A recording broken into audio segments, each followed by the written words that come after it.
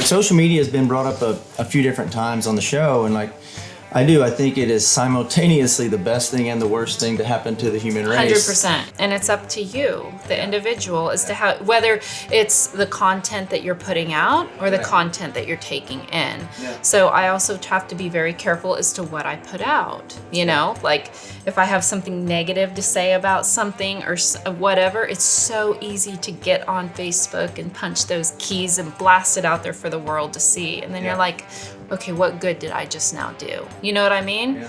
Reel it back in. Be careful what you take in. Be more careful what you put out there for other people to have to take in. The Converse Cowboy journey has given me an opportunity to sit down with some amazing performers that are living the Western lifestyle, where it is my job to tease out their habits and routines so that you can apply and test yourself in your own life. I've learned, I've grown personally, I've been enlightened, and I've been humbled. Above all, I realize that there is no destination in this life, no goal achieved or money made that can replace the feeling of flow and the pursuit of doing what you love to do. With a growth mindset, I'm constantly asking questions and pursuing knowledge. The Converse Cowboy is a platform that allows me to do just that. On this tour, we head to Fort Worth, Texas, where most of the Western world gathered for the NFR, the NCHA Futurity, and Cowboy Christmas. We set up at Schaefer Outfitter in the Stockyards to record podcasts with some incredible people. I'm excited and eager to share their stories with you all. I'm Mike Roberts. This is the Converse Cowboy. Brought to you by Carrie Kelly Bits and Spurs and Schaefer Outfitter.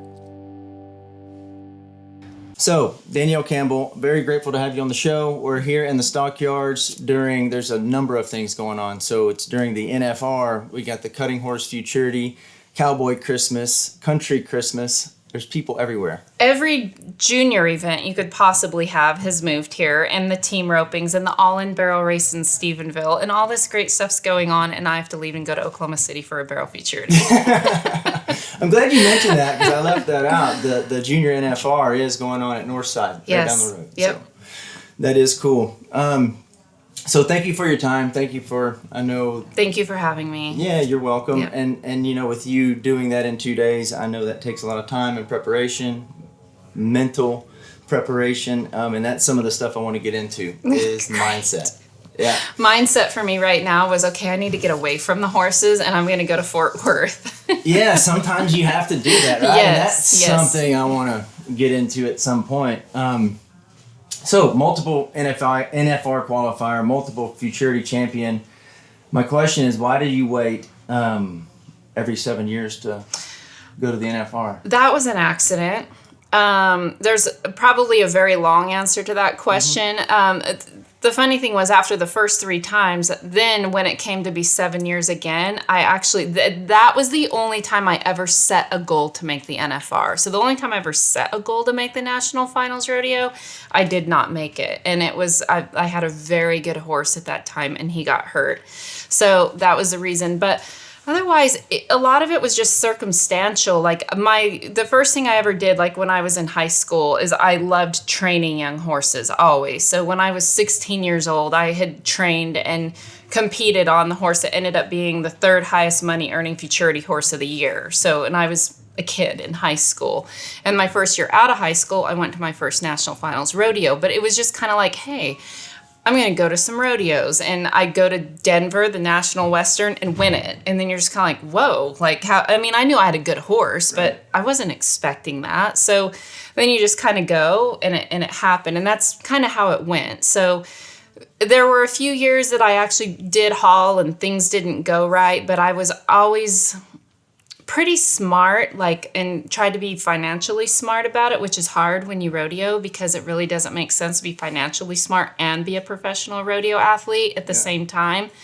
But I always had a second career, and that was training colts. So I always had them waiting at home for me. So as long as I've ridden horses and ran barrels, I've trained futurity horses because that's always been my number one passion and my first love. Mm-hmm. So the gaps in between the NFRs were more than anything just a matter of maybe didn't feel like I had the horse, maybe had futurity colts that needed my attention more so, but I've never really craved being on the road or living on the road or just I mean, there's been a number of times like that I was rodeoing some and kind of hit a good lick. And like one year I didn't start till the 4th of July.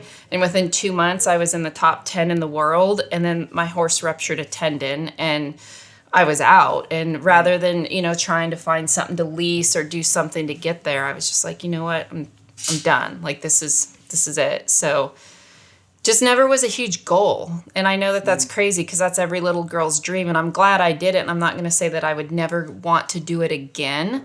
But I think everything has to line up right for me to be able to go. It's a tough life. Like it's a tough road. I mean, Wendell Johnson went this year and went to 24 rodeos, and that doesn't happen very often. Yeah. So you have to get really lucky and hit big at the right places. Yeah, when you compare it to like other professional sports, you see the $1 million contracts in baseball and football and we NBA, do not have those. Yeah. Yes. It's like a commissions only deal. Yep, absolutely. And a lot lately, like I ride customer horses. I don't own as many of my own horses that I compete on as I once did. So you split the prize money in those situations, and that makes it even more difficult. You're grateful that you have the horse to run, right, but it's hard. Like rodeoing it's a tough way of life, and it's a huge commitment. I mean, it's one of those things. I feel like I want to be the best barrel racer that I can be, but that doesn't necessarily mean that I have to be at the national finals rodeo in order to do that. I got you. So, take me back to when you got into barrel horses. So, I did a little research, and you used to be into motorcycle racing. Yes, I did. Like dirt bike? Dirt bikes, yep. So I like to go fast. I like to go fast. Yes. Well, so when my brothers were very competitive, and one in particular was just kind of a freak, just a natural. And he was like ranked number 1 in the nation, and he was 13 years old and was like the first ever to get a full ride sponsorship with Suzuki and whatnot, and had his own mechanics, and they flew him everywhere. And then he just had a tragic accident at practice in Carlsbad, California, that ended his career. Of being able to do that. So when that happened, not that I ever had a career in that, but it kind of broke my dad's heart, so we all quit. Like when Denton got hurt, we all quit. But I had always wanted a horse. Like from as long as I can remember, I was a typical little girl that I loved horses. I loved ponies. I always wanted a horse. And that his tragedy is what opened the door for, me to be able to live my passion, which is unfortunate, but it's the way God works sometimes. But, it was interesting. My parents weren't horse people whatsoever. I got my first horse when I was 11 years old, and my neighbors actually did play days and gymkhanas, and they're the ones who got me involved in barrel racing on that level. And we tried to do the show, like Halter and Western Pleasure, and I wanted to go fast. Yeah. But I just wanted to go fast. And I mean, from the get-go, every horse that was purchased for me, I had to train myself. So, I mean, they never went out and bought me like a made finished horse. And like a couple years into it, we got one. And I mean, it was a lot of money then. I mean, it was a lot, but $5,000, Yeah. And in the scheme of things, even back then, that was not a lot of money for a barrel horse. And I could rope on him. I mean, you could head, you could break away, you could run poles, you could goat tie. And I mean, that's what we did it all on him. And he taught me a lot, and he was a good horse and went on to win quite a bunch. But basically, like, my parents were constantly looking for somewhere to send me where I could learn more. And like, to me, that was the cool thing about it, is so many people who do what we do with the horses, they grow up in it, and they grow up with parents. And I can remember years ago, I mean, when I was growing up and I would see the kids I was competing against, and like one girl, and she's still very good friends with me now, but she rode a horse at Gail Tyson's that had been to the NFR. And here I'm on one that, I trained myself, and the other one for $5,000, competing against the one that had been to the NFR. And, and her parents grew up rodeoing. And I mean, it's easy to kind of start to feel sorry for yourself that you don't have the opportunities. But now that I'm older, and it didn't take me this long to realize it, but the cool thing was my parents knew enough to know they didn't know enough. Mm-hmm. So instead of growing up learning from one person who always molded what they did inside of me, I got farmed out to whoever would take me. And I mean, I hope I was a good kid, but I don't know.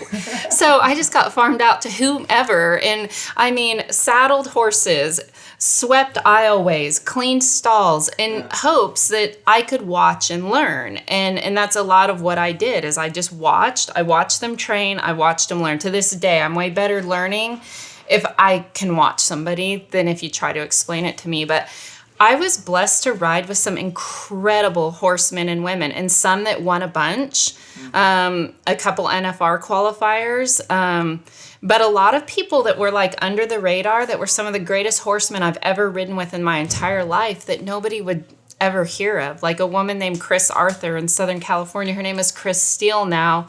Her daughter had actually at one time been married to John Slack, who was an amazing reining trainer. But like Chris and her daughter both, like they're amazing hands. And I mean, Chris rode English. She rode reiners. She ran barrels. Like she did everything. So from early on, I was taught way more about horsemanship than I ever was about barrel racing.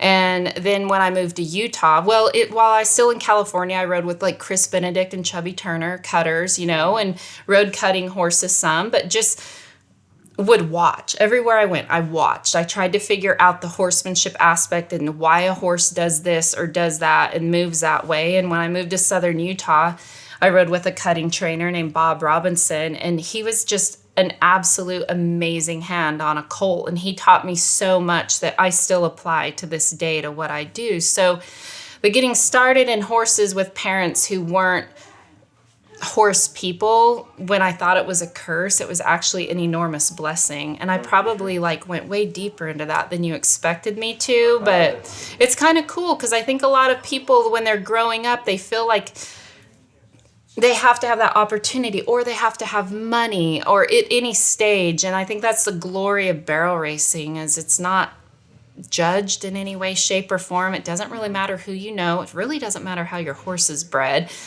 Nothing matters except the timer. And I think that's why that's why it's a sport that attracts so many different people. And you can't ever make fun of what's her name over there dressed like that with her bit on upside down because she might outrun you. Like you just don't ever know, Yeah. So, but I don't know. That's kind of how I got started. And I just wanted to go fast and barrel racing was what it was. And my parents, I had ice skates, tennis rackets, golf clubs. They tried to get me to do anything but horses, and they were smart. Trust me. I tell everyone I know, I'm like, do not let your kids ride horses. Seriously, it's very expensive. And it's a horrible, if they actually do develop a passion, it's a horrible way to try to make a living. Mm-hmm. But, it's what I'm passionate about. And when I did graduate high school, and I also really loved journalism, and I was the editor of the high school paper, loved journalism. So I wanted to go to college for that. And by that point, I had already been to the national finals. I had already established a career in barrel racing, and my dad would not let me go to college, would not. I was not going to go to college. And I was mad. I didn't understand. So 2 years after I graduated high school, I enrolled myself and I started going to college in Las Vegas. And I lived in Southern Utah, so I could drive back and forth and still ride my horses. And it created, I had to quit. I had to quit school. And again, looking back. Because your dad found out and made you quit? Yes. That's so funny. Yes. And I'm the only person. Most people lie about going to school and lie about skipping class. Exactly. And I had to fib about, exactly. He was 100% against it. And because he wanted you to run barrels or devote more time to it. He wanted me to live my passion. Good for him. 100%. And at the time, I did not understand that. By this time, 21 years old, probably, didn't understand. I wanted to go to college. I wanted to be like the other kids. And now I look back, and even though, yes, I wanted to be Erin Andrews. I wanted to be a broadcaster. That's what I loved. But I was I had to pick one profession in order to excel to the degree that I wanted to. And don't get me wrong, you always think you're not good enough. There's so many goals in this industry that I want to attain that I have yet to do so. But I had already achieved what some people never would, and my dad saw that. And I think more importantly, what he saw was she is passionate about this, you know, and in order to do it to the degree he would want me to, he wanted me to devote all my time. And he hates rodeo, by the way. Like, he was never, and that's probably why rodeo has never been really important to me. Yeah. I remember that year I won Denver, the first year I went, he did everything he could to talk me out of going. And the weather was bad, and he drove me, and we had our little 2-horse bumper pull trailer, and my horse, and my mom's with me, and I was up in the very first performance. So if I did good, we had to sit there for like 2 weeks, right? Yeah. While Christy Peterson and Sherry Potter at the time, who's now Sherry Servey, had to run, and everyone else, and the whole time I'm like winning the rodeo. We're like, what is happening? But I can remember like going up the grades from Utah to Colorado and like sliding backwards because of icy roads, and my dad getting out, letting air out of the tires. Like, he was very devoted, but he hated rodeo. He always did, but he was supportive, and he did what he could to make my dreams come true. But he was adamant about my passion, and that was horses. Yeah. And training them. So it's funny, we were just talking about that before we cut the cameras on, like how I think the majority of people, or majority of parents, have this plan for their children, and they want them to go to school, and they want them to be a doctor, and they want them to be a lawyer, and it doesn't matter whether they think, and I think it's social conditioning, right? And it's like, they don't care whether you're happy or not really doing it. It's because that's what you're supposed to do, is like this.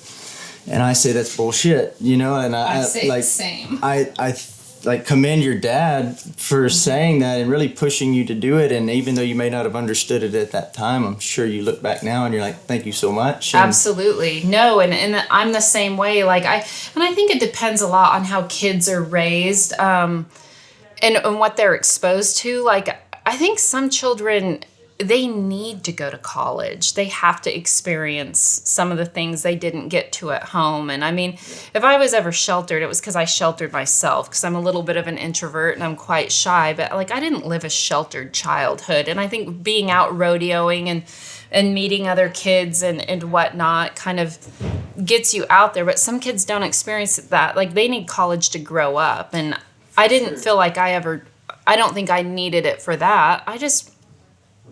I wanted to write and broadcast, and you know, and then I was like, well, I'm going to suck at that or rodeo and training horses, so I need to pick one. Yeah. And that's where he was going. But I mean, I see it all the time. I mean, now I have friends. I mean, I shouldn't say it that way. That's aging myself. But I do have friends with, you know, kids who are graduating high school and that, and you sit back and you watch the difference of their parenting and the ones that put the pressure that, oh, you are going to college. And I have family members that are like that. I mean, we get together for Thanksgiving or whatnot, and when my dad flies out here, and we have family back here as well. And I mean, there's arguments on if you should make your kids go to school or not go to school. And I don't know that there's a right or wrong reason. I think it really depends on the person, if it's what they need. It's no different than training a horse or whatever, the discipline needed. I mean, you have to read the situation and read that and know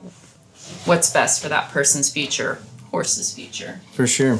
Along those same lines, like this is a question I ask myself all the time, like, trying to make big decisions like that. I mean, this is an 18-year-old kid trying to decide whether to go into college or not. But like for me, it's like, how can what is the next thing I need to do to live as my highest self? And so how do you distinguish between like that voice of intuition and then that other little voice that's just like the negative chatter that's telling you you're not good enough for, you know? And I think every human being has it, and by default it's negative, you know. So, you know, I think I know one person who does not have that, and if so, she will never show it, and it's Brittany Posey Tanazi. Like, I don't know if she has that little negative thought in her brain that can talk her down or make her think she's not good enough. Personally, for me, it's something I do battle, and I always have.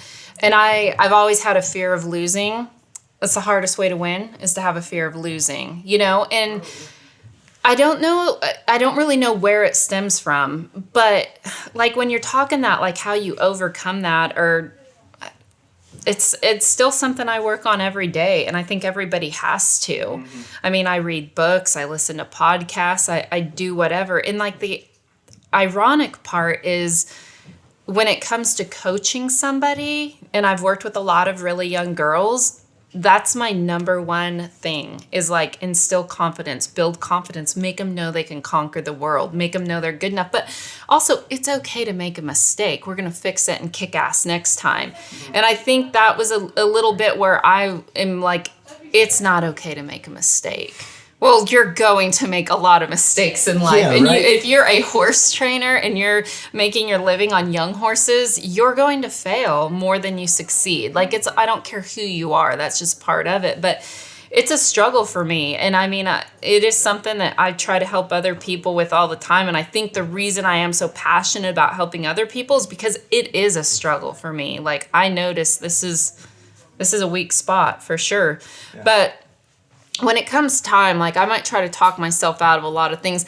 And I think a part of it is, I mean, I'll talk really highly of my parents and my dad because they made so many things possible for me. But my dad was terrified of me failing. You know, like the 3 years I went to the national finals, he never walked inside to watch me run, ever. He never. And I think he was so afraid more than anything of seeing me disappointed. Like he didn't know how to handle it if I was disappointed. Like if something went wrong, it's really weird. And like as I get older, I try to figure out the psychology of all of that and try to relate it to what I go through now as far as like the fear of failure, the fear of letting people down, like and like just that year he tried to talk me out of going to Denver. Like I think it's not that he didn't want to drive to Denver. He likes to travel. He likes stock shows. He was terrified of going and seeing his daughter not fulfill a dream. You know what I mean? Yeah. So I think there's two different ways. Like I think people can like kind of rise above that and be like, oh no, we're going to go and you're going to kick ass and you're going to do good and this is going to be amazing. Or there's the opposite of, no, let's just go. Maybe this isn't the best time. Oh, the weather's not good. Or it's just so weird the mind games and what can happen. But I look back and I feel like that has a lot to do with where I am today as far as still always questioning. Am I good enough? Am I ready? Is this ready? But I don't know. My peers kind of think that I rise to the occasion when the pressure's on, and history shows that I do, but it also shows that I suck when the pressure's on, so it can go either way. Yeah. Gosh, my mind just thought about 5 different things to ask you. That's what mine does too. So yes, I talked to Cynthia in preparation, Cynthia at Carrie Kelly Bits. Yes.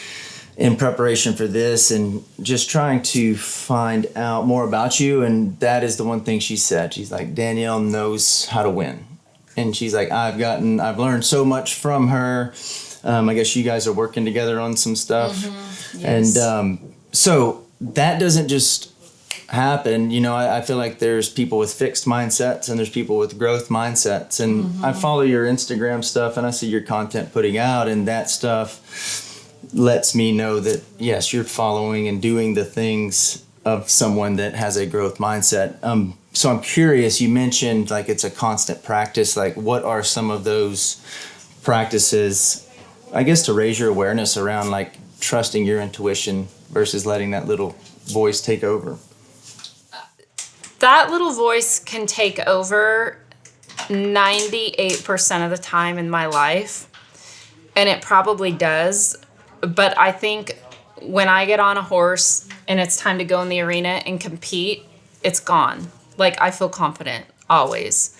And I don't know how that happens. And I guess that's part of being a winner. And again, every winner loses as well. So I've lost plenty, but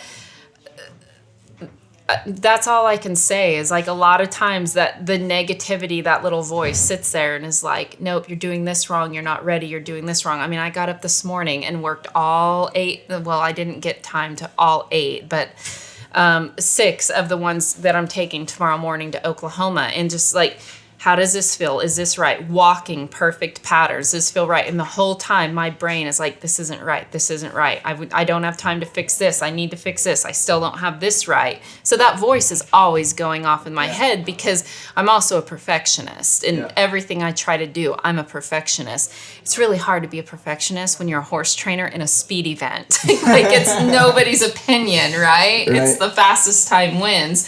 So it's not always about being perfect. It's about being fast. Yeah. So then the other side of the coin is I just have to let it go. And I mean, my biggest thing, trust your training. I don't care who you are. I don't care what you do. I don't care if you play baseball, if you play the violin. I don't care what you do. Yeah. Trust your training. Yeah. So that tends to always take over. And that's that other side of my brain that kicks in when it needs to. Trust your training.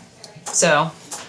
You know, it's interesting, like, when I go to these cuttings, it's like you'll have a go-around, and if you do well, then you make it to the finals. I'm an amateur, so I don't have a semis or anything like that at most shows, and so, but I may be there from Friday till Sunday, but if I don't do good Friday, I can leave. Right. But mentally, I go ahead and book my hotel all the way through Sunday. Yep. And it's almost like I'm penalizing myself. I'm like, well, if I don't make it, then I'm just going to pay it. Yep.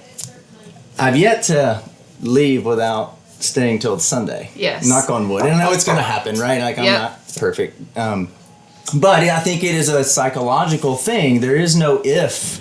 It's like when I make it. You know what I mean? 100%. And like those practices, it's like you said, it is just that. It's a practice. Like, and the key to that is the consistency of doing those things. And again, like, I hesitate to say that like I have it all figured out, because I don't, but I'm just speaking from my own experience, and I would take consistency over intensity all day long. 100%. Well, it builds confidence. That's it. So consistency builds confidence for you and your horse. And I try to teach people that, like, and I will, like, I made a comment just a minute ago that I was walking through the pattern today, and I feel so much at a walk. And that is one of the great things about the event that I do, is it takes 3 barrels. There's no cattle involved, and I can walk perfect patterns that are the exact pattern that we're going to see in 2 days. You know what I mean? Yeah. And it's shocking what you can feel when you just walk the pattern. If you just clear your mind and feel what your horse is doing. And I think any trainer in any discipline can do the exact same thing. Like, stop thinking of what the judge wants to see. Now start worrying about your horse and what you're feeling. And sometimes you have to make it ugly before you can make it correct or pretty. Like, you have to do stuff to fix, but until you actually feel what's going on underneath you. So, I mean, I do a lot of that. And I don't know how I just got on that kick, because my mind wanders and then I jump from subject to subject. But I think it's all part of the training. It's trusting your training and being able to build the confidence and the create muscle memory. That's where I was going with that. Creating the muscle memory of being able to walk the pattern perfect, and whatever it is, it might be walking circles, warming up, like, doesn't matter. Everything in life. What's the book that's like the 10,000 hours and that? Malcolm Gladwell, I think, wrote it. I don't remember what the name of it is. I don't remember either. It's not Blink, is it? I didn't think so.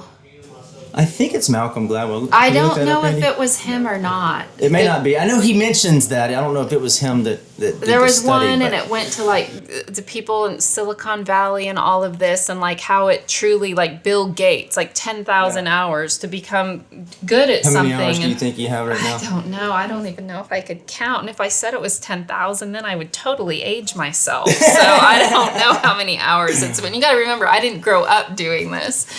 But they say, like, in any discipline that in like horse discipline, or like I just started doing jiu-jitsu, or in baseball, I hear the same thing. Slow is smooth, smooth is fast. Absolutely. I tell everybody, smooth is fast, smooth is fast. And we're in a speed event. That really counts, because we have to be fast. Smooth is fast. Yeah. So, as hard as that is to understand, comprehend while you're doing it.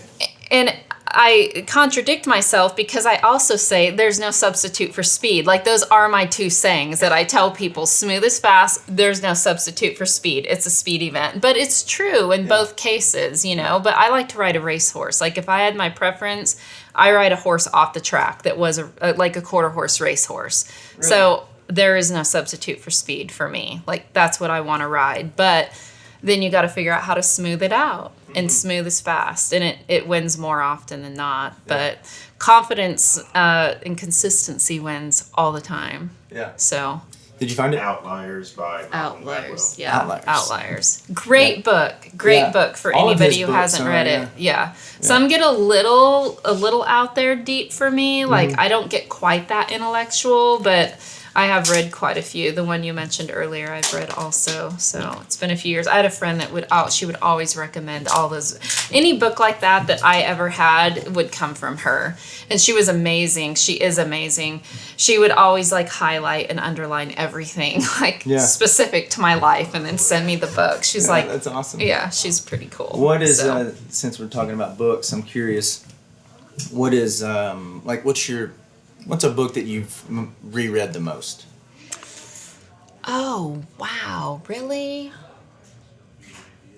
This is almost embarrassing to admit. Do you know what book I loved? And I think because it spoke to me on so many levels. And if you read it with the right frame of mind, it does have a lot of amazing life lessons to it, was Eat, Pray, Love. I know that sounds insane. I think I've seen the movie. Yes, and the movie did put some of the good stuff in there, but to read the book, it truly was very, I think it depended on your frame of mind. Like, if someone went into it just to read a book, they wouldn't get that out of it. But if someone went into it to, like, truly read the book and, like, get everything out, because it's a true story. I mean, like, she wrote it about her life and going through a divorce, and your world gets turned upside down when you go through a divorce. So, and just her thought process in not being good enough and feeling good enough, and the things it took for her to get that confidence back and I think you can apply that to anything in life. And I think that's the thing. Like, if you were to read that book with that mindset going in, then you would get a lot of amazing things out of it. And I know I've read deeper books and better books, but that one's easy reading. It's fun to read. It's entertaining to read. And at the end of the day, like, I probably do read more fiction than nonfiction, just because I like, again, we're going to go back to me saying, like, for me to learn anything, I usually have to see it. It can't really be taught, and I can't really read it. So it's really weird what books I can read and actually learn something from. Yeah. But if I can watch or somebody entertaining can explain it to me, then it sets in very well. But it's hard for me to just sit down and, like, read something hard. I love the book Mind Gym. Do you know that book at all? No. Can you by chance look up who it's I'm assuming like a GYM. Yes. I am very surprised you don't know this book. This actually shocks me. Did Whitford talk about that in an Someone interview? did. I think it was Whitford. I think Dusty did. And Whitford. Gary Mack. Mind Gym. He did. Gary Mack with somebody else. So Mind Gym, I recommend every young person I help and every clinic I go to for people to read this book. And I keep it's in my trailer at all times. Like, and I might just read a paragraph here, a story here. But he was actually like a mental coach for like numerous college and professional sporting teams. So like he would work a lot with people and there's a lot of like, I mean, people we know, like, and I kind of follow sports, but not a lot. So if I know them, they were quite famous, but people that he helped and like the struggles that he helped them through. So it was a very entertaining read. That book's very entertaining, but also highly educational, but talks about what we all know. Like anything you do in life, and especially competitive sports, is like 85% mental. I mean, you have to be physically capable, but if this isn't here, it doesn't matter what else is there. Mm-hmm. So I read books like that to try to always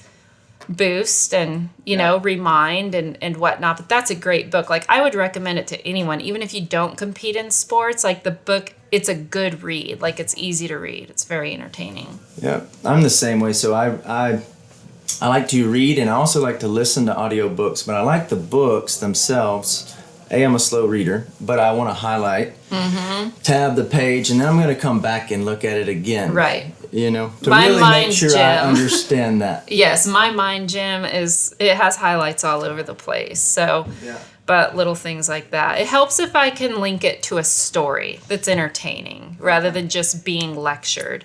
I don't do well being lectured is where I'm going with this. So it has to be a story. Which is interesting that you wanted to go to college. Yes, I wanted to go to college. I guess I could be lectured on that, but mostly because I wanted to write and speak so I could lecture to other people. So that's why I wanted to go to college. At the beginning of your career, how did you avoid the comparison game? And then, starting out, how did you avoid the comparison game? And then even today, how do you still avoid judging yourself based off of what somebody else may be doing? You know, that's an interesting question. And for me, it's hard to answer because I have doubted myself. I have doubted my abilities, but I've never been a jealous person. I've never been jealous of someone being more successful than me.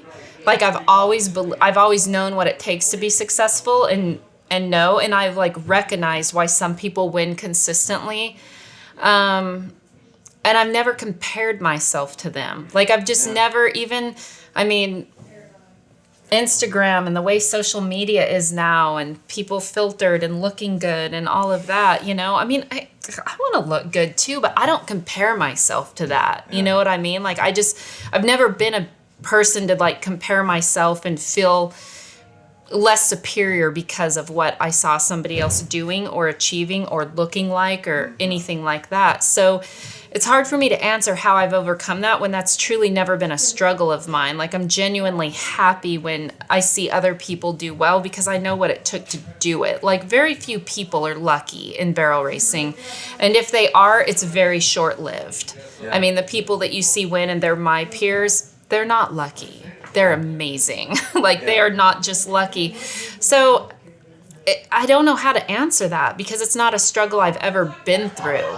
And I've never really dealt with that. I always have younger girls working for me or I help younger girls. And I don't think they compare themselves a lot to other competitors as far as, well, she wins more than me. And every once in a while you hear that it's just not fair. I work so hard. And you're like, hey, we all work hard, and we do. I hear people, quite often say, oh, she deserves it. She worked so hard. And I'm like, we all work hard. I don't think it's a matter of when you get to that level, everyone deserves to win because they're all putting in the hours.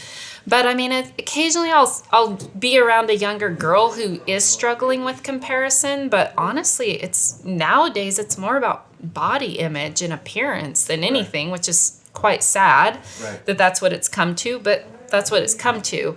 So, but I'm just not really, I guess, in that circle where people are comparing themselves to somebody winning more. If Cassie Mowry outruns me, I'm like, yeah, because Cassie Mowry's a badass. And I don't compare myself to her because I'm Danyelle and she's Cassie. And we ride together all the time and we've been friends for years and years and years. And she has her way of doing it and I have mine and we have different styles and there's no sense comparing. That being said, I always watch my peers. I ride with them. I pick their brains because I want to learn, but I don't compare. Yeah. So, I think that's a great answer. But I cannot advise someone other than don't compare yourself to other people. That's the only advice I have is there's no, what is the saying? Comparison is the thief of joy. So that's my only analogy on comparison. And when you think of it, I might flip through Instagram and I might see a picture of Giselle and be like, gosh, why did God bless her with those cheekbones and I got these? And then I'm like, what good is this doing me right now? Yeah. So, hey, I do have some advice. And I told a girl recently who worked for me because she follows a lot of Instagram accounts that, the influencers nowadays, and you see one side of their life and whatnot. And I have nothing against that. This is all what makes the world go round. But they do compare themselves and they do get upset. But stop following these people. Like if you see something on social media that makes you unhappy with yourself or with life or with anything, it's nothing against that person, even if it's your friend. Like unfollow it. Like social media is so addictive. And a couple weeks ago, I took my Facebook app off of my phone, and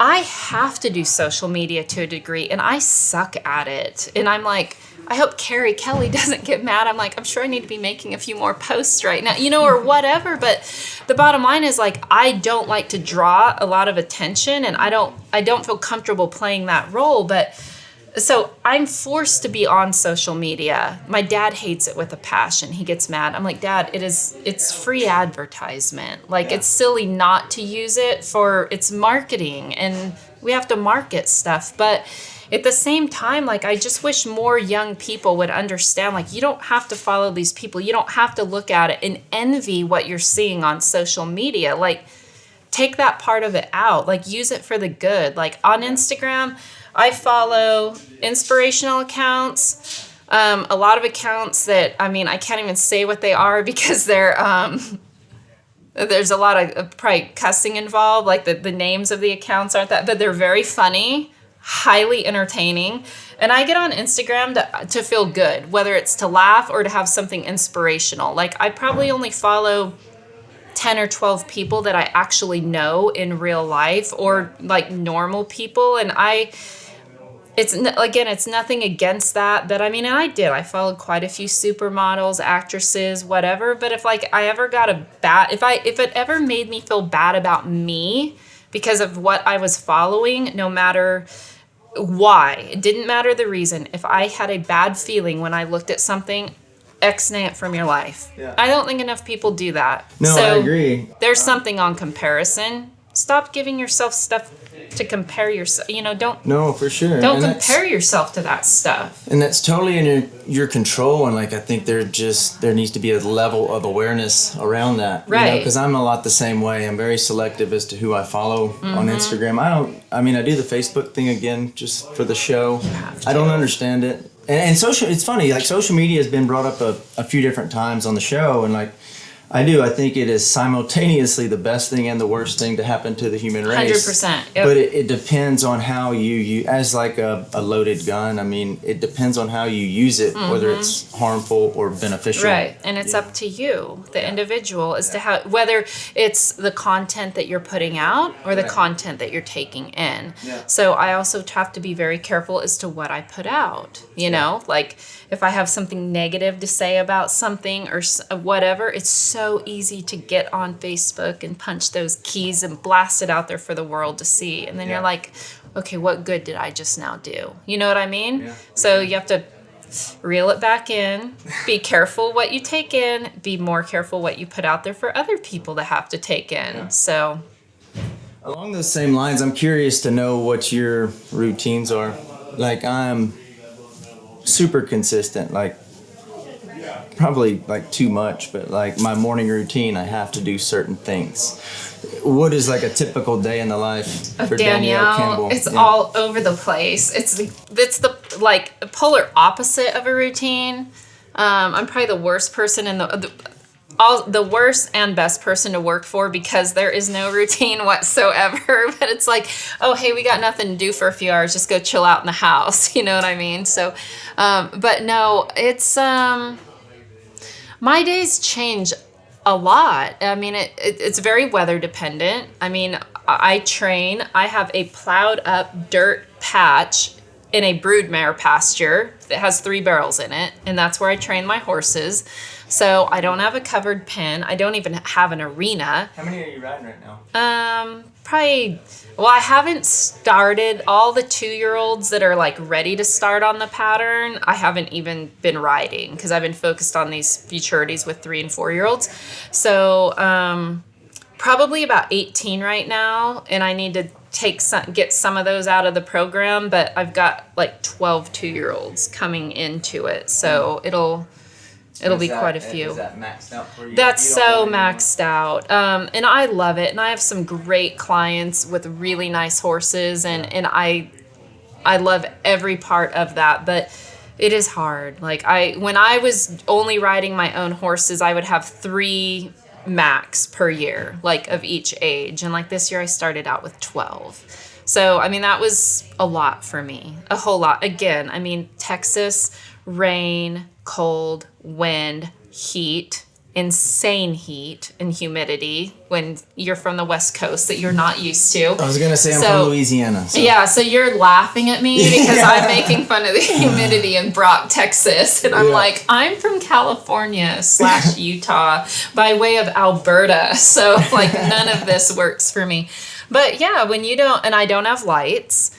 So it really limits what you can do in the summertime and throughout the year. I mean, you might make a plan, like this is going back to like the schedule. What kind of routine do I have? Sometimes it's very hard to make a plan because my riding schedule is very weather dependent. And then, then I have to run to Fort Worth to do this podcast. And then, like my days do... but I love that. Fort Worth to do this podcast. 100%. See, it's all about perspective and how you say things, which reminds me of something else. If you remind me that was really cool that I read that I need to talk about like saying sorry or saying thank you instead of sorry. But anyways, we'll get to that. But so,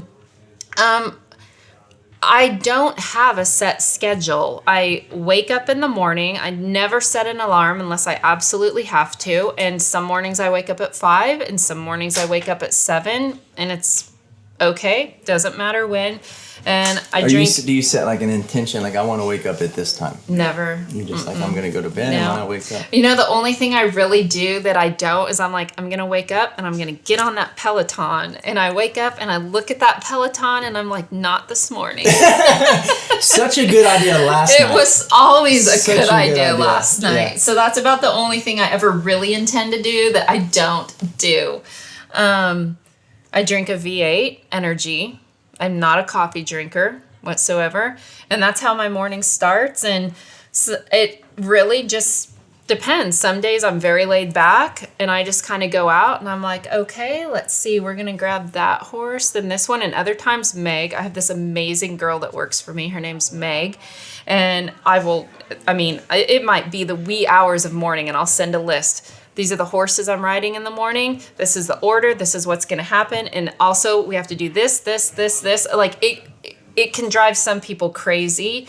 But I think if I was 100% structured, it would drive me crazy. And I don't know why. It's just the way my brain operates. But it changes every day. I don't think it's bipolarism. I'm not sure, but it does change completely. Like very structured to fly by the seat of my pants. Yeah. So, but I'm comfortable with it like that. Yeah. So, the other little thing, totally, this is where editing's going to come in because I'll be all over the map. But I read this little meme, and today Meg told me, you talk meme. Like, you read so many memes, you speak meme. I'm like, yeah, except my memory's horrible, so I can't ever remember. But one said... And I wish I could remember exactly. It's in my phone, but I'm not going to bore everyone by going through it looking for it. But it was basically about how I've learned how to say thank you instead of I'm sorry. And it gave like the prime example of instead of saying, I'm so sorry I'm late, say, thank you for waiting on me. But it went to a few more examples. And then I've always read that meme where it just gave those examples. And I was like, that's a really cool way to look at it.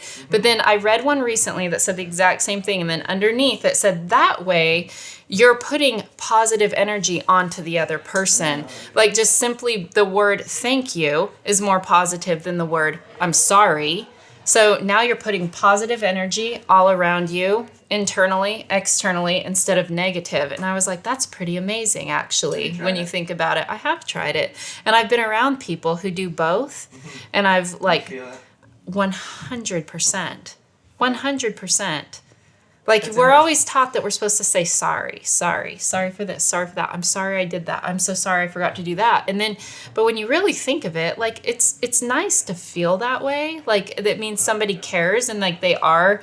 But at the same time... A lot of it is just going through the motions. Like, some of it's going through the motions, for sure. Yeah. And then, in addition to that, it's just a lot of...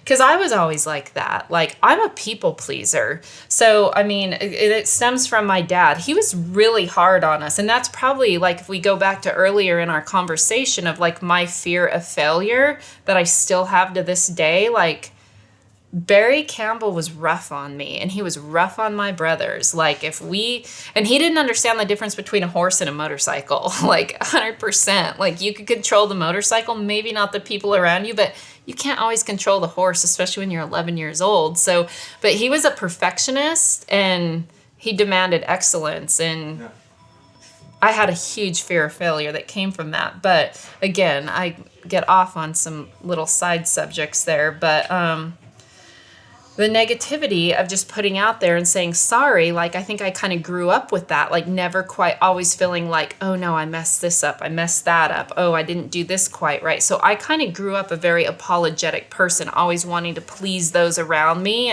and still am quite sensitive. Some people would be shocked to hear that, because I think I give out a different vibe than what I feel I truly am, which is, and maybe it's me kind of trying to protect myself, because I feel like I am quite sensitive and I do get my feelings hurt. I do take things personal. So I kind of apparently put off a vibe that, I mean, for lack of a better word, like a little bit of like a bitch vibe, like I don't care, but like it's the... Is it like a wall? Like possibly, like, but it's the exact opposite with me. It's like, I mean, like a stranger could say something walking down the street, and I dwell on it for the next 12 hours, you know, feeling bad. If I get flipped off driving down the road, like it hurts my feelings, and I'll keep thinking of it, like, gosh, why did they feel like that? You know, I mean, just things like that. Like I don't like people to be upset or disappointed with me. So naturally, I am an apologetic person also. And, I mean, don't like people upset, period. So when I read that and then I think of it, I'm like, it would change everybody's life if I would just be like, hey, thanks for waiting on me. Yeah. See, I could have tried it today had I been late, but I was on time. Actually, you were late. So thank you for waiting on me. You are so welcome. See the positivity in the room when you said that? Yeah, I feel it. You know, I think it's interesting, but as human beings, we want people to like us. I mean, we're social animals, right? And so I think for a long time I was narcissistic, and I talked about this on an interview the other day, and I finally got to the place, and I would do the same thing. I would like have a conversation with someone, and I would leave it and I would dwell on it, wondering, what did that person think? Did I say this? How did they react? I do that. And so finally what I came in, it's still, again, this is a practice, and I do it consciously. It's like I have to be okay with whatever they think of me. Like I have zero control of that, but I can control me, and like, is what I'm doing aligned with my truth and my highest self? And if I can say yes, then I have to be okay with whatever anybody thinks or says. It's hard to accept, but it truly is none of our business what anybody else thinks or says about us. As long as that person isn't someone you have in your life as a trusting individual, you know, but you have to choose your friends wisely. But I mean, the people in your circle, it is your business. But other than that, it really doesn't matter, and it's hard to convince yourself not to lose sleep over that. And another point to that, like once I started doing that and really aligning to my truth, like the people that are aligned with that start to gravitate to me, and the others start to kind of fade away. Exactly. You know what I mean? Yep. Well, you attract what you think, right? For sure. You're supposed to. Anyways. For sure. We can definitely get woo-woo if you want to. We can go definitely makes me wonder what I think at times, but if we attract what we think. But 100%. Yeah. So speaking of aligning yourself with the right people, how did you find yourself aligned with Carrie Kelly? That is possibly, I want to say, I don't know, I want to use the word luck. I want to use the word blessed. I think they both apply.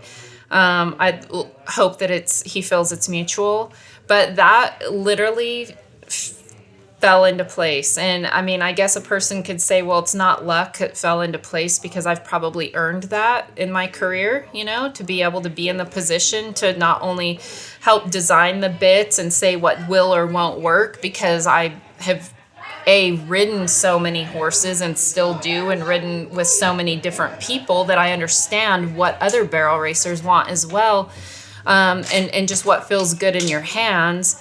But I don't know. So I guess I earned that right to get my deal with Carrie and to be able to work with him as a partner and develop the friendship with him and his family that I have.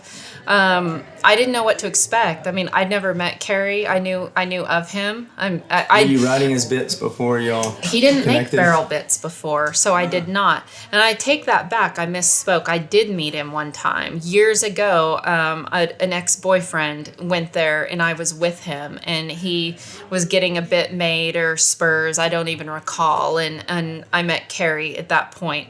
He does not remember meeting me then, and I wouldn't expect him to. But that was virtually all I knew of Carrie Kelly. So because he was not in the barrel industry yet, I was aware that he made amazing bits, amazing spurs, didn't apply to what I needed. So, I mean, I just wasn't that familiar with it. Yeah. And then I think he came out with one that was on his website. And I didn't really understand how Carrie's business worked. Like, I've worked with other bit makers before. Like, hey, I have this bit, but I want it made in a little higher quality. Is this something, you can do or whatnot that people have? And I didn't know if that was an option with Carrie. And I don't know exactly how it worked, but he had a woman working for him, and her name's Denise Adams. And Denise used to rodeo, and her and I rodeoed at the same time. And she had been to the national finals as well, barrel racing. And she was working for Carrie at the time. And actually, she was very instrumental in bringing him and I together. I believe I had reached out at one point because they posted the one barrel racing bit that he made. Ironically, it was a bit that never really fit my hands and I didn't use well. But I remember making a comment like, hey, didn't know he made barrel racing bits, And then she actually reached out to me and said, Carrie would like to talk to you. He wants to get into making barrel racing bits, and he needs somebody to help him. And I was like, I kind of blew it off the first time. I was like, really? I don't know. I don't know about this. I don't know if it's really for me. And then finally, the business side of me kicked in, and I was like, hey, this is pretty cool. So I took a meeting. I was pretty nervous. I didn't know what to expect. But Carrie, as you probably know, he can be a little shy at first as well. Like, he's a little standoffish at first.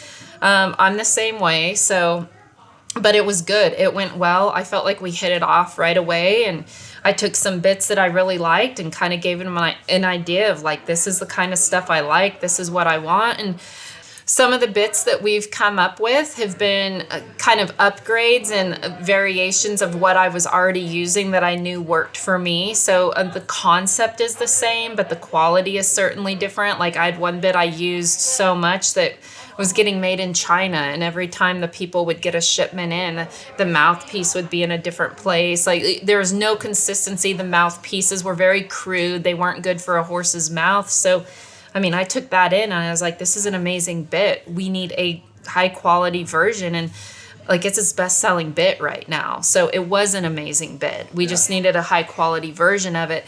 And some stuff, 100% unique.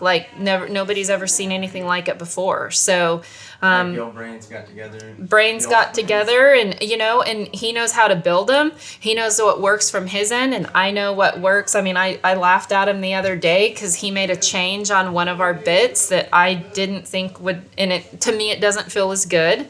And he made it and didn't talk to me about it. And all of a sudden I'm like, what happened here?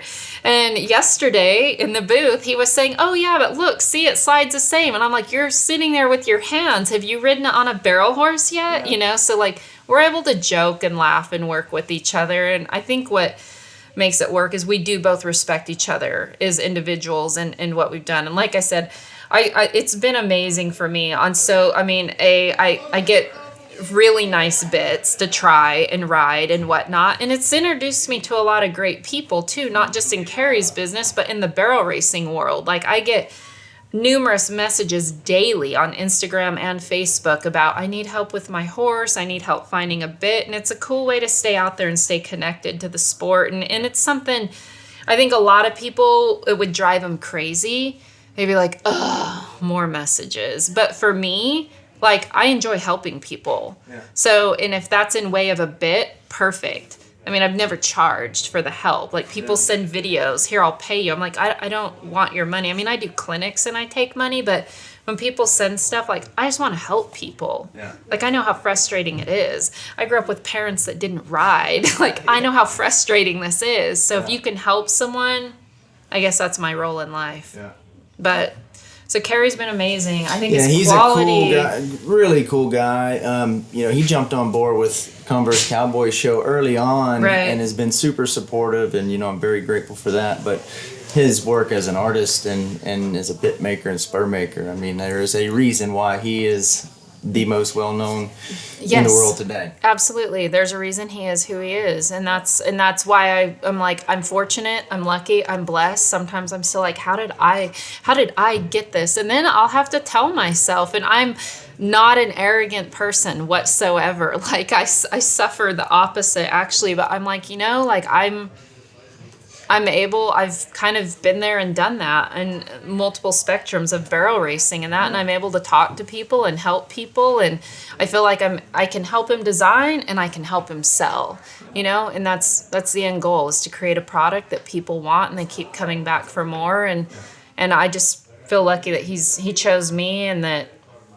he was there, and I live in Weatherford basically, and I mean, like I said, a lot of things fell into place, but I just feel grateful. Like, he's a really, really good person, and again, his products and his quality, he is a perfectionist, 100% a perfectionist. So if you visited the shop, you can definitely tell that. Every detail of everything he does, you go to his house and you can tell that, like, he's a perfectionist. So. And I think that's cool. It's nice to work with people. Again, we're going to go back to the word passion. It's nice to work with people that are passionate about what they're doing. This is not just a job for Carrie. Like, he is passionate about it, and he takes a lot of pride in the product he puts out there, and he wants people happy. Like, never once have we had anybody disappointed with their bit, anything at all. Like, hey, if it doesn't work for you, call the store. We're going to make it right. Like, we're going to figure it out. We're going to make it right. And I don't think everybody has that in them to make it right. But Carrie wants people happy. Yeah. So this is going to be a 2-part question. So in one part at a time, please. Okay. I'll give you 7 answers, but so we mentioned mentors and having those people around you, I think is vitally important no matter what you do. What is some of the best advice that you've ever been given? Trust your training. Smooth is fast. I mean, this is all advice I've given, and a lot that my dad has given me. Like, my dad, for not being a horse person and for being very supportive, yet again, like, afraid of seeing me fail. So I mean, a lot of times he would try to discourage me from going and trying new things, but at the same time, like, if I did, he's 100% my biggest fan. I mean, him and my mom both have been amazing, huge supporters, my biggest fans. So I mean, a lot of the great advice that I've gotten has come from him, but like, one phrase that he's always said that really, really sticks out to me is, ride to win, don't ride to keep from losing. And I think that's like basically anything in life, or any sport, or any equestrian event. Like, there is a huge difference between me going in there to win first and for me to keep from losing. And I think more people need that attitude when they go in, and it just goes right with the fear of failure, afraid of losing, whatever. You can't be. And that's always stuck with me. And I think when you were asking earlier, like, the negative side versus the part that takes over, like, 98% of the time I might be like, I'm not good enough. But then at that moment, it's like, hell yeah, I'm good enough. Yeah. And that's that moment right there. Yeah. And it might only last a minute, but it's there. It's generally there when it needs to be.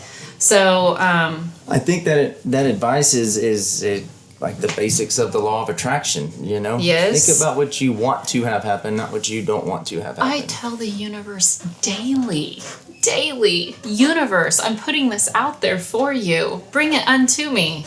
I don't know. That's the other thing. Like, we never know why we have to go through certain things. You don't. And sometimes, you always say time will tell. No, sometimes time does not tell. You don't know that. But I mean, life definitely, well, maybe there hasn't been enough time. I feel like there's been enough time. Yeah. But no, I mean, there's been a lot of, like, life lessons in general about, I mean, the whole people come into your life for a reason or a season, and like things come and go that you never can explain, and your heart gets broke, and horses leave your life that you can't explain, whether it be your good horse getting hurt, your good horse dying, a relationship ending. It doesn't matter. A parent dying, it doesn't matter. Like, we experience gain and loss so much that you never really fully understand why some of that happens, except we have to believe it leads us somewhere else. But for law of attraction, I absolutely put out there into the universe, I want to win the slot race on Wednesday night. So I'm going to. I don't just want to, I'm going to. Yeah. It's interesting. The universe's agenda and our agenda don't always line up. I can't get on the same page always. You can up your odds a little bit. And I think a lot of it, the key, at least what I've learned, is the key for me is the lens in which I choose to view anything that's happening. Yes. You know? You have to, perspective is everything. Mm-hmm. Like, the perspective in which you see things is everything. For sure. Okay, here's part two. What is some of the worst advice that you've heard, either early on or just from being around, that people may need to look out for? I don't know if I really have like a worst advice, because I always have kept myself pretty secluded, but I will tell this story, which is a fun little story. Years ago, again, dating myself, aging myself here, back when the WPRA, you did not have to be 18 years old to get your pro card. So I had earned my card when I was 12 years old, shortly after I started barrel racing on my little $5,000 buckskin horse. So a woman befriended me who I am still very good friends with today. She actually grows dates in Southern California now. Incredible woman. Her name is Sarah Lynn. And Regulus Date Farm, like Regulus, I believe. She's on Facebook. If you guys like dates, seriously, like, her dates are incredible. So anyways. I don't know if I've ever eaten a date. So there's certain ways. Yeah, exactly. Like... No, I get it. Like, I made a few jokes about that myself when she sent me a box of dates. But they're really good if you, like, take the pits out. So you can stuff them with, like, cream cheese and wrap them in bacon. Like, there's so many ways to eat them that they're really good. A lot of people eat them raw. But, I mean, being from Southern California, that was kind of date country. But, anyways, she befriended me, and she was still very wise, a lot of wisdom, but I will never forget, I was up at the Poway Rodeo, and this was probably, here we go again, 1989, I'm going to say, and Charmaine James was there, and she took me up to introduce me to Charmaine. And Sarah Lynn, by the way, had a horse that was just as good as Scamper at the time. Sarah Lynn just did not, she didn't haul, like, she didn't want a rodeo like that, but she would win our circuit every year, and that's when Charmaine was living in California as well. Like, so her horse Bitzer was incredible, like one of the best that's ever done the game.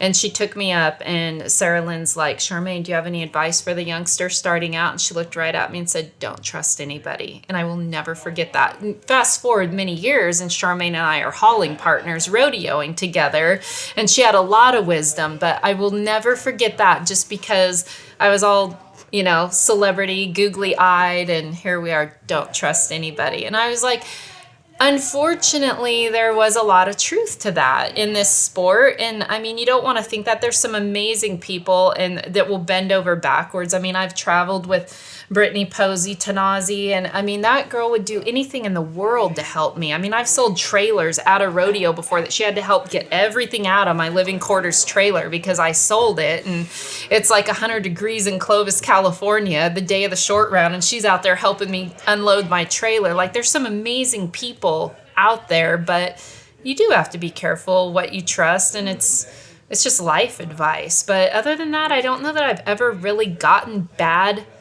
advice. I think you just have to be careful, like what people say, and there are mind games and mental games or whatever. And I mean, I always want to believe it's more rumor than what actually happens, but I do think that there's been people in the past that come out and they'll look at you and be like, the ground's horrible, or whatever. Like, there's people that have that in them to try to get to you or try to get you second guessing, and I've had to be really aware of that. Like, I have to be careful. Like, even if I'm somewhere and watching a futurity and someone very innocently says, oh my gosh, like 7 people in a row hit the second barrel, like I have to like immediately like wipe that out of your brain. Like, because I do think those thoughts come out. Like in our event, you can train, but that's where trust your training comes in. Is when I go in there, a lot of people like mental psychology, sports psychology, picture your perfect run. Like, I don't honestly do a lot of that.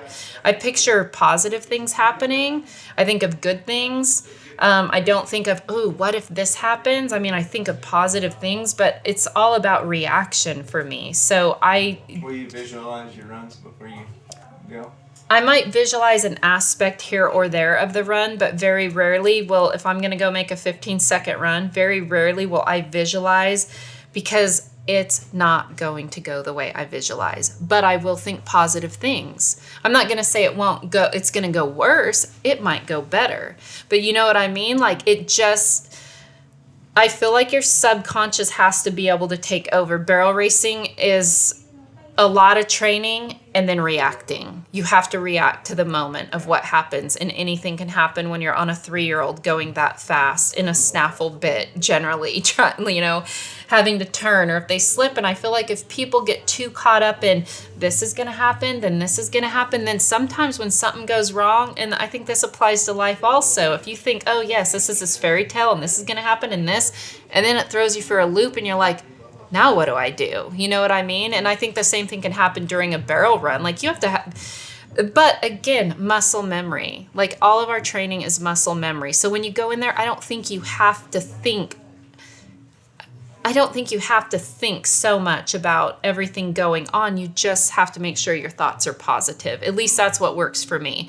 I was sitting at Fort Smith, Arkansas one year, like our second biggest futurity of the year, and one of my peers, one of the best trainers there are, he is next to run. Like, we're in the holding pen together, and he like has his phone out messing around on his phone. Like, he's literally 30 seconds away from being called in the arena, and he's on his phone. And it just shows you, like, this is, and went in and made a great run, So I think everybody's mind game is different. Yeah. Some people need to detach themselves. Maybe they get too nervous if they overthink it.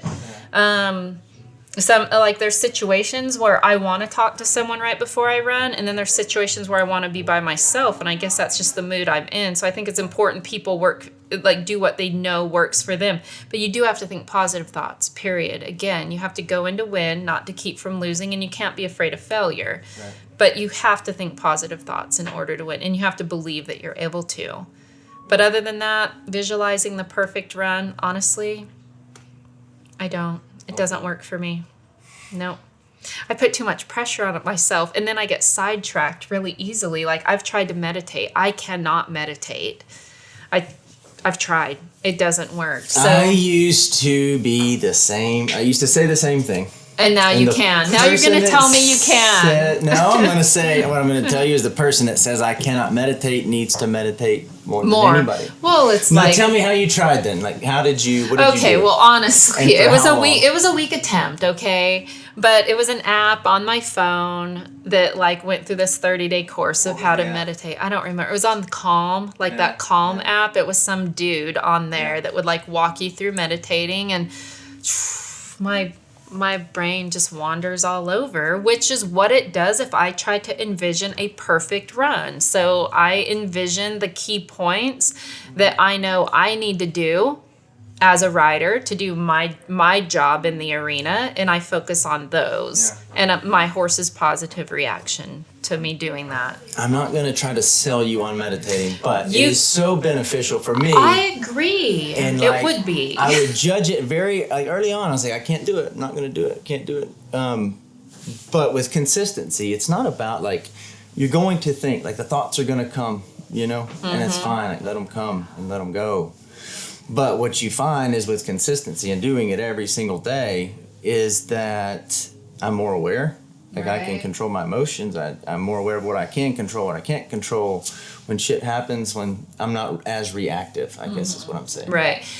And that does make sense. And that's why I do think it would be important. And this is where, and it is what you said, if you can't meditate, that's all the more reason you should. It's kind of like when I go and my back hurts and they're like, well, do you do yoga? And I'm like, no, because I suck at it. And they're like, well, that's all the more reason you need to. It's like, okay, I get it. I know. Yeah. So, I mean, you are right. And I do agree. They kind of go hand in hand. I think I don't know. The meditating has been difficult for me. Yeah. And I've just never... Well, you said it earlier. You said it, and I agree with you. Like, this thing never stops. No, ever. Never stops. Yeah. But, like, for me, again, this is just my perception of it. But, like, for me, like, meditating is something where I can slow it down. It doesn't stop them, you know what I mean? But it raises my awareness, and I can slow it down a little bit. But you're actually able to do so when you meditate. Mm-hmm. But I've been doing it for almost 2 years consistently. I made it 8 days. Yeah. So it was a weak attempt. I told you it was a weak attempt. I knew it was. I knew it was. Okay. Last question, and then I'm going to let you get out of here. Okay. If you could have a billboard anywhere, like hypothetically speaking, to get a message out to millions of people, it could be a quote that you said, or like a quote that you've seen somewhere, like, what would that message say? You know what it would say? I'm going to go back in time a little bit here. And do you just want the message, or you want the backstory? I'm Here's the message. No excuses, just solutions. So I was lucky enough to be able to mentor and train a young girl named Taylor Rivera. She started riding with me when she was 9. She's probably 22 now, and I should know that. Sorry, Taylor, if you're listening. Rode with her for years and years and years, and still talk to her daily quite often. But like, she went on, she was like national high school rodeo champion on a horse that I had run barrels on. And I mean, very lucky to be able to, help her, because she was one of those rare few that was passionate and a winner. I mean, a winner. Like, anything could go wrong. I mean, even when she won high school national, she was like 7/10 off her first run and could come back. Like, just went in the gate and believed that she could win and would win. So you see very few people that are able to do that, but because she was, like, it made her very fun to work with. Yeah. Because some people can train, and she took the training serious. I mean, at 9 years old, would come to my house and be like, what can I do for you? What can I saddle? What do I need to do? Was always just like so grateful and like felt blessed to be in a situation to learn and become better. And I think that's hard to find these days. Like, a lot of people get stuff handed to them, and she was willing to work for it and then had the talent to pull it off.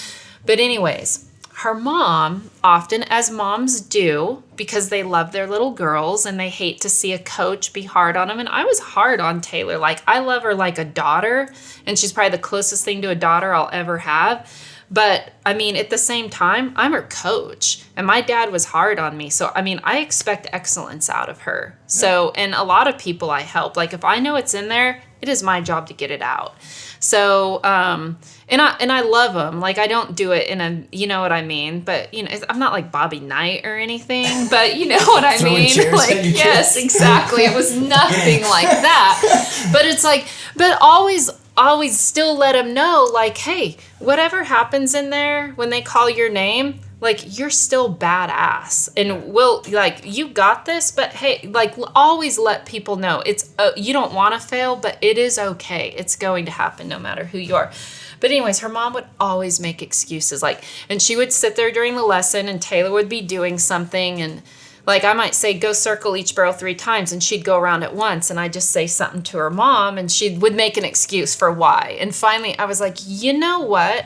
No more excuses, just solutions. Like, we're not going to make excuses for every single thing going wrong right now. We're going to figure out a solution. We're going to fix it. Yeah. So, and the other day, I'm going through, like, all these clothes I had from moving, and I found a shirt that they had made for me, and it had my brand, and on the back it said, no excuses, just solutions. So I'm like, I guess that would be my little motto. But I mean, I'm sure I could come up with something a little more profound, in-depth, touching to a lot of people in life if I had time to think about it. But off the top of my head, that would be my billboard. I love it. And I think it could apply to a lot of things. I do too. So I think barrel racing is just life. I mean, the way you train a horse, your relationship with a horse, it's no different than your relationship with the people you come across. So you got to read the room, read the personality, and then go from there on how you interact with that person to get the most out of the relationship. So it's all based off of feel, right? Yep, feel and vibes. You better learn how to read both of them. You better learn how to feel and read a vibe, because it's the only way you're going to get anywhere. Yeah.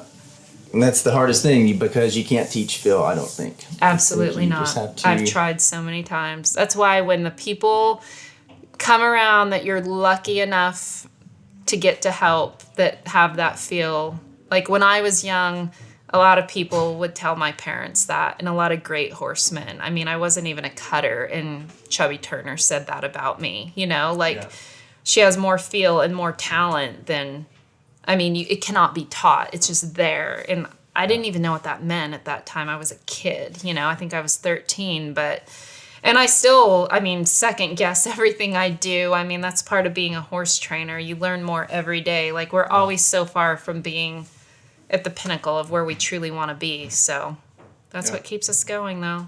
Yeah. Well, Danyelle, like I said, I could probably keep going for another hour.